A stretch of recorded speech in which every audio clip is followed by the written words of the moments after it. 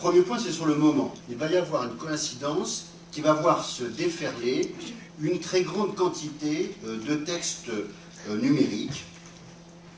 parmi lesquels les livres numériques, et ce déferlement va être concentré sur une dizaine d'années.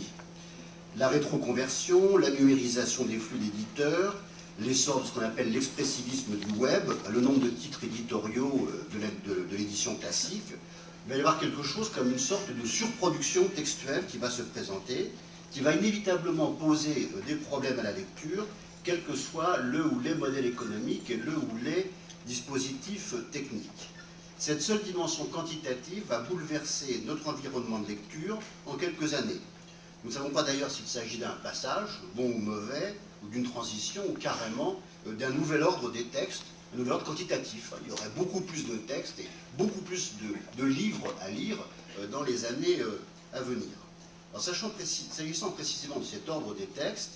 on doit remarquer que la numérisation, là c'est le plan qualitatif, je vais parler quantitatif, fonctionne selon une logique de déconstruction des réseaux de textes actuels, que ce soit ceux des réseaux de livres d'ailleurs, que ce soit ceux des libraires, des bibliothèques, de l'éditeur, et la logique de l'accès à l'information, telle que Google la présente par exemple, qui peut être considérée jusqu'à un certain point comme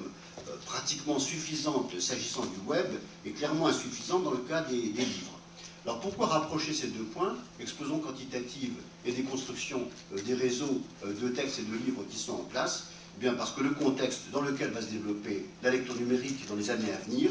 est passablement déstabilisé et déstabilisant, non seulement pour les opérateurs, mais aussi pour les lecteurs.